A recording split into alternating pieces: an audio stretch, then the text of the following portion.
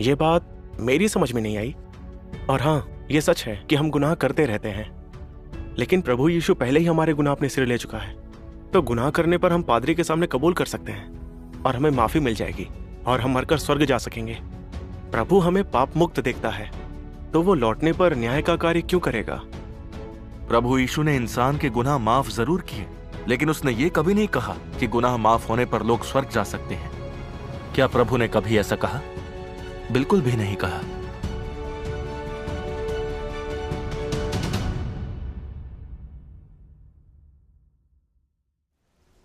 प्रभु ने स्पष्ट कहा है, जो कोई पाप करता है वो पाप का दास है। दास सदा घर में नहीं रहता, परंतु पुत्र सदा रहता है। इसलिए तुम पवित्र बनो, क्योंकि मैं पवित्र हूं। आमीन। क्या हमारे गुनाह माफ होने का मतलब यह है कि हमारी प्रकृति पापी नहीं रही? क्या इसका यह मतलब है कि हमारी भ्रष्टता मिट गई? सच है कि हमारे गुनाह माफ हो जाते हैं, पर हमारी पापी प्रकृति और शैतानी स्वभाव बचा रहता है। स्वर्ग के राज्य में प्रवेश पा लिया तब भी हम परमेश्वर से विद्रोह करेंगे, विरोध करेंगे और गुनाह और उल्टी बातें करेंगे। बिल्कुल। क्या ऐसे इंसानों को वहां जाने की इजाजत मिलेगी? क्या परमेश्वर अपने राज्य में पापियों को आने देगा? नहीं आने देगा। बिल्कुल नहीं आने देगा। इसलिए प्रभु अंत के दिनों में न्याय का कार्य कर रहा है। इसका उद्देश्य मानव जाति को पाप और शैतानी स्वभाव से बचाना है, ताकि हम प्रभु के सामने समर्पण कर उसकी पूजा कर सकें। यही उद्धार का कार्य है जिसे प्रभु अंत के दिनों में करता है। आमीन। प्रभु यीशु ने भविष्यवाणी की थी, मुझे तुमसे और भी बहुत सी बातें कहनी है, परंतु अभी तुम उन्हें सह नहीं सकते। परंतु जब वो अर्थात सत्य का आत्मा आएगा तो तुम्हें सब सत्य का मार्ग बताएगा। हाँ। जो मुझे तुच्छ जानता है और मेरी बातें ग्रहण नहीं करता, उसको दोषी ठहराने वाला एक है, अर्थात जो वचन मैंने कहा है वही पिछले दिन में उसे दोषी ठहराएगा। क्योंकि वो समय आ चुका है कि परमेश्वर के घर से न्याय शुरू किया जाए। आमीन। अंत के दिनों में सत्य का आत्मा आ चुका है। वो सर्वशक्तिमान परमेश्वर है। मानव जाति को बचाने के लिए उसने सत्य व्यक्त किए हैं। इसका उद्देश्य इंसान की पापमयता का समूल नाश और शैतानी स्वभाव दूर करना है। हाँ। तब हम और पाप नहीं करेंगे, परमेश्वर से विद्रोह कर उसका विरोध नहीं करेंगे। हम परमेश्वर की आज्ञा मानेंगे, उसे पूजेंगे, और तभी हम उसके राज्य में ले जाने लायक बनेंगे। उसने जिन आशीषों का वादा किया है उन्हें पाने लायक रहेंगे। अभी सभी विश्वासी सोचते हैं कि रोज गुनाह कबूलने पर वे माफ हो जाएंगे और वे परमेश्वर के राज में प्रवेश करेंगे, लेकिन उन्हें बड़ी गलतफहमी है। हाँ, उसके राज्य में प्रवेश करने लायक कौन है? प्रभु यीशु ने कहा था, जो मुझसे हे प्रभु कहता है, उनमें से हर एक स्वर्ग के राज्य में प्रवेश ना करेगा, परंतु वही जो मेरे स्वर्गीय पिता की इच्छा पर चलता है। आमीन। प्रभु यीशु के वचन शक्तिशाली और अधिकारपूर्ण हैं। बेशक वे सत्य हैं। बेशक।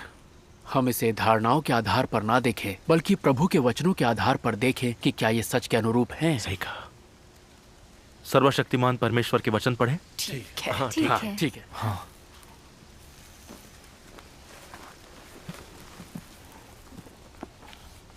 मैं पढ़ता हूं। ठीक है।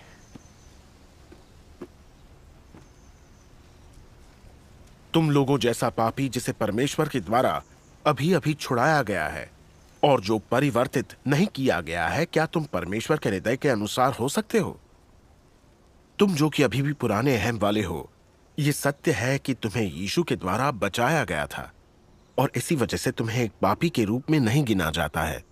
परंतु इससे यह साबित नहीं होता है कि तुम पाप पूर्ण नहीं हो। यदि तुम्हें बदला नहीं गया तो तुम संत जैसे कैसे हो सकते हो? भीतर से तुम अशुद्धता से घिरे हुए हो, स्वार्थी और कुटिल हो, मगर तब भी तुम यीशु के साथ अवतरण चाहते हो। क्या तुम इतने भाग्यशाली हो सकते हो? तुम परमेश्वर पर अपने विश्वास में एक कदम चूक गए हो। तुम्हें मात्र छुटकारा दिया गया है, परंतु परिवर्तित नहीं किया गया है। तुम्हें परमेश्वर के हृदय के अनुसार होने के लिए परमेश्वर को व्यक्तिगत रूप से तुम्हें शुद्ध करने का कार्य करना होगा। यदि तुम्हें सिर्फ छुटकारा दिया जाता है तो तुम पवित्रता को प्राप्त करने में असमर्थ होगे।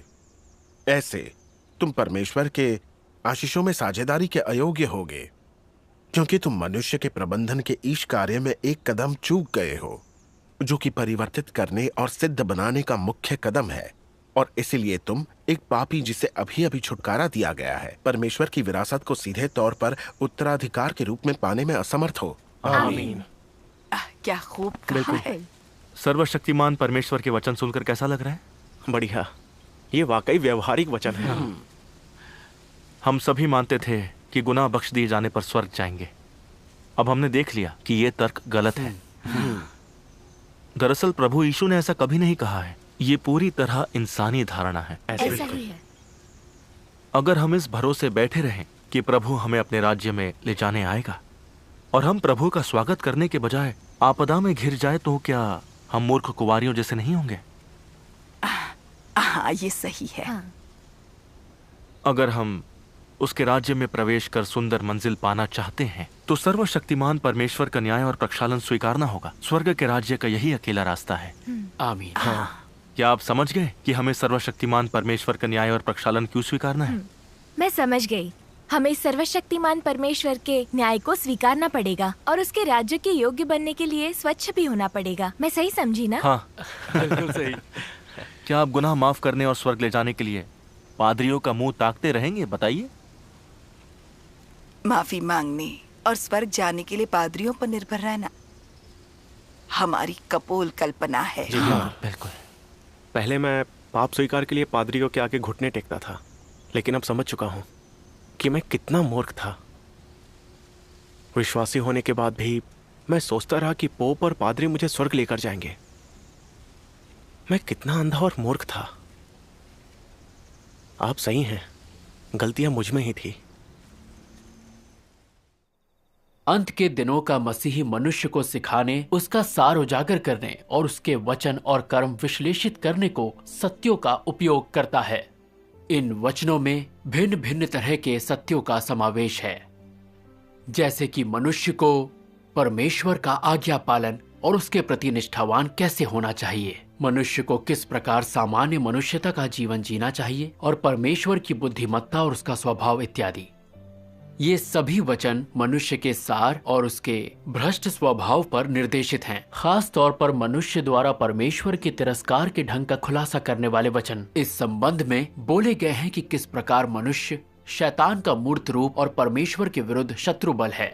अपने न्याय का कार्य करने में परमेश्वर केवल कुछ वचनों के माध्यम से मनुष्य की प्रकृति को स्पष्ट नहीं करता, बल्कि वो लंबे समय तक उसे उजागर कर उसकी काट छांट करता है। उजागर करने और काट छांट करने की इन तमाम विधियों को साधारण वचनों से नहीं, बल्कि उस सत्य से प्रतिस्थापित किया जा सकता है जिसका मनुष्य में सर्वथा अभाव है। केवल इस तरह की विधियां ही न्याय कही जा सकती हैं। केवल इस तरह के न्याय द्वारा ही मनुष्य को वशीभूत और परमेश्वर के प्रति पूरी तरह से आश्वस्त किया जा सकता है और मनुष्य परमेश्वर का ज्ञान भी प्राप्त कर सकता है। न्याय का कार्य मनुष्य में परमेश्वर के असली चेहरे की समझ पैदा करने और उसकी स्वयं की विद्रोहशीलता का सत्य उसके सामने लाने का काम करता है। न्याय का कार्य मनुष्य को परमेश्वर की इच्छा की अधिक समझ, परमेश्वर के कार्य के उद्देश्य और उन रहस्यों की अधिक समझ प्राप्त कराता है जो उसकी समझ से परे हैं। यह मनुष्य को अपने भ्रष्ट सार तथा अपनी भ्रष्टता की जड़ों को जानने और साथ ही अपनी कुरूपता को खोजने का अवसर देता है। ये सभी परिणाम न्याय के कार्य द्वारा लाए जाते हैं, क्योंकि इस कार्य का सार वास्तव में उन सभी के लिए परमेश्वर के सत्य, मार्ग और जीवन का मार्ग प्रशस्त करने का कार्य है जिनका उस पर विश्वास है। ये कार्य परमेश्वर के द्वारा किए जाने वाला न्याय का कार्य है। आमीन। आमीन। तो अंत के दिनों में इंसान का न्याय करने को प्रभु सत्य व्यक्त करता है। यह तो रहस्य से पर्दा उठना प्रभु का है। धन्यवाद। बरसों से बतौर विश्वासी मैं पापों से छुटकारा चाहता था, लेकिन इतने साल हो गए मैं कभी भी ऐसा कर ही नहीं पाया। मुझे स्वर्ग जाने की कोई उम्मीद नहीं दिखती थी, लेकिन सर्वशक्तिमान परमेश्वर के वचन पढ़कर मैं समझा कि प्रभु पर विश्वास रखने से हमारे पाप माफ हो जाते हैं, पर पापी प्रकृति खत्म नहीं होती। हाँ, बिल्कुल। अपने पाप की जड़ें काटने के लिए हमें सर्वशक्तिमान परमेश्वर का न्याय स्वीकारना होगा, तब हमारी भ्रष्टता भी साफ हो जाएगी। ये बिल्कुल सही कहा आपने। अब समझा कि परमेश्वर को अंत के दिनों में न्याय कार्य क्यों करना पड़ता है। मैं समझ गया कि परमेश्वर के लिए अंत के दिनों में न्याय कार्य करना जरूरी है। तो हमें बताइए, सर्वशक्तिमान परमेश्वर न्याय कार्य कैसे करता है, इस बारे में आपका अनुभव क्या है, हमें बताइए। बताइए। ठीक है, मैं थोड़ा बताता हूँ।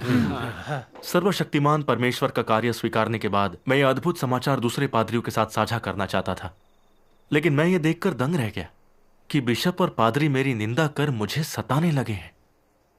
मुझे रोकने के लिए हर मुमकिन कोशिश की। मुझे सच्चे मार्ग से हटाने के लिए कुछ लोगों को मेरी कलीसिया में तोड़फोड़ करने भेजा। मैं भयंकर दर्द में था। जब मैं पादरी था तो सभी पल्लीवासी मेरा सम्मान करते थे। मैं जहां भी जाता था लोग सम्मान देते, प्रशंसा करते। लेकिन तब मुझे निंदा और तिरस्कार झेलना पड़ा, मुझ पर थूका गया। अपनी पद प्रतिष्ठा खोने का विचार वाकई परेशान करने वाला था। मैं कई दिनों तक तड़पता रहा, मानो मेरी दुनिया उलट पलट गई हो। तब मैंने सर्वशक्तिमान परमेश्वर के ये वचन पढ़े।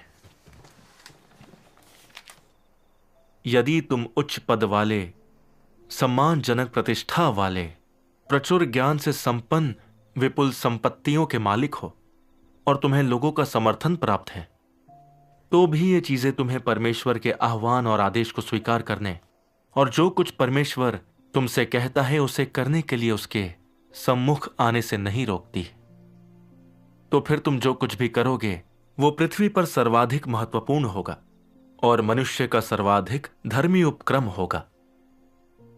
यदि तुम अपनी हैसियत और लक्ष्यों की खातिर परमेश्वर के आह्वान को अस्वीकार करोगे, तो जो कुछ भी तुम करोगे वो परमेश्वर द्वारा श्रापित और यहां तक कि तिरस्कृत भी किया जाएगा। आमीन। ये वचन बहुत अद्भुत। सही कहा, ये अद्भुत है। परमेश्वर के वचन पढ़कर मुझे लगा मानो वो मेरे सामने बैठकर मुझे उजागर कर रहा है। ये शर्मिंदगी भरा था। मैं कई दशकों से विश्वासी था और खुद को भक्त समझता था, लेकिन जब प्रभु आया तो मेरी पद प्रतिष्ठा मुझे रोकने लगी। मैं सब छोड़कर उसका अनुसरण करने से कतराने लगा। यह परमेश्वर के प्रति समर्पण कहां हुआ? अगर सर्वशक्तिमान परमेश्वर के वचनों ने खुलासा नहीं किया होता तो मैं नहीं जान पाता कि बतौर पादरी मैं बस पद प्रतिष्ठा की सेवा कर रहा था, दूसरों की तारीफें बटोरने के पीछे भाग रहा था। मैं प्रभु की सेवा नहीं कर रहा था। बिल्कुल। परमेश्वर का अनुग्रह पाना, सर्वशक्तिमान परमेश्वर का अंत के दिनों का कार्य स्वीकारना और उसके वचनों का पोषण पाना कितना बड़ा आशीष है। लेकिन मैं अपनी पद प्रतिष्ठा नहीं छोड़ पाया। डरता था कहीं पद ना गवा बैठूं। प्रभु के खिलाफ विद्रोह करने को लेकर मुझे पश्चाताप या अपराध बोध नहीं था। मैं इतना मूर्ख और अंधा था। मैं कैसा भ्रष्ट और दयनीय हूं यह देखकर मैं पश्चाताप से भर उठा। मैंने तय कर लिया, चाहे मेरे पास पद ना रहे, चाहे हर कोई मुझे नकार दे, तब भी मैं सर्वशक्तिमान परमेश्वर का अनुसरण करूंगा। आमीन। परमेश्वर के उद्धार के लिए उसका धन्यवाद। परमेश्वर का धन्यवाद। ये अनुभव अद्भुत है। बरसों से विश्वासी होने के बावजूद मैंने कभी ऐसी गवाही नहीं सुनी।